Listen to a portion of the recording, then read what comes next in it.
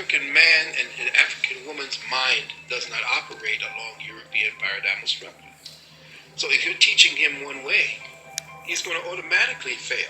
If the system is structured for him to fail, of course he's going to fail. He's going to say, see, I told you. That's ridiculous. We know that genius is definitely and always has been in the African mind, because everywhere you go on the planet, you see African genius once left to its own accord. But when manipulated, you could turn him or that genius in her into something that is demonic. Back in 1964, they created a whole other way of teaching your son. It was called outcome-based education. It wasn't about you learning math and knowing what math was. 1 and 1 equals 2. 2 was the answer. If you got 3, you were wrong.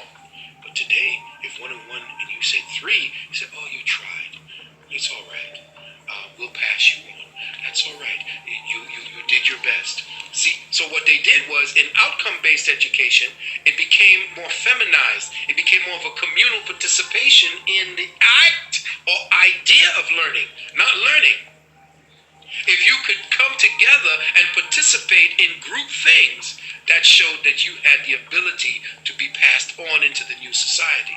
If you were a rogue and you jumped out and said, no, I ain't going for this, which is where all the gangs started coming from, because most of the males could not deal in an education system that was like this. And this is why you see most of the females getting the PhDs today, because the system was structured in such a way that took away the challenge that men needed. And it was through the IQ test, which is the number one weapon of special education, which is the number one weapon of special education. They continue to overdiagnose and misdiagnose black children as being mentally retarded who are not. I had a case in Philadelphia this past summer right here. Some white lawyers asked me to come in and participate in the case. Black boy, 8th grade, diagnosed as mentally retarded.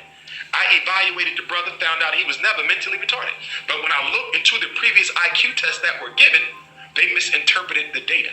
So this young man been walking around with a diagnosis of mental retardation since he was in 8th grade. He's now a young adult. And although he's been told by me and his parents that you are not retarded and you were never retarded, the self-esteem, the self-concept, the self-image is so crushed. This brother probably gonna need therapy for the next 20 years because he bought into what?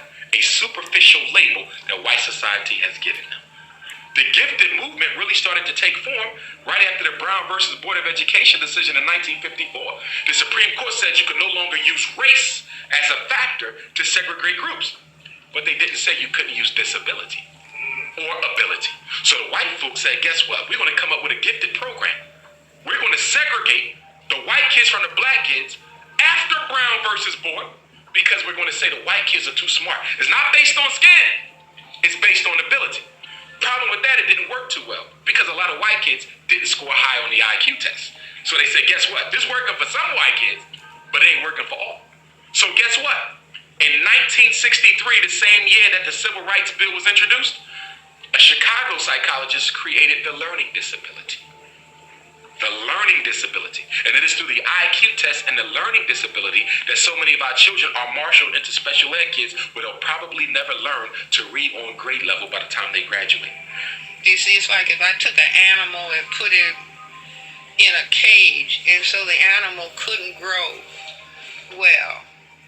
And then I'll say, oh, look at this deformed animal. Do you see, I don't say, I made this creature deformed because of the conditions that I subjected him or her to. And the very fact that, in other words, the logic, in my view, if you felt that blacks were genetically, inherently inferior, you can give them the very best of conditions, and they would not be able to perform or function. You see, but the need to deprive, at the same time that people are saying, oh, it's cold outside, make sure your dog is in. Make sure your dog gets all the nutrients for growth and development, because you're not fearful that the dog is going to take over the human beings. You see, but once you start depriving, systematic deprivation, it means, well, I must be afraid of these people maybe overtaking me if I allow them the same conditions, opportunities that I set forth for myself.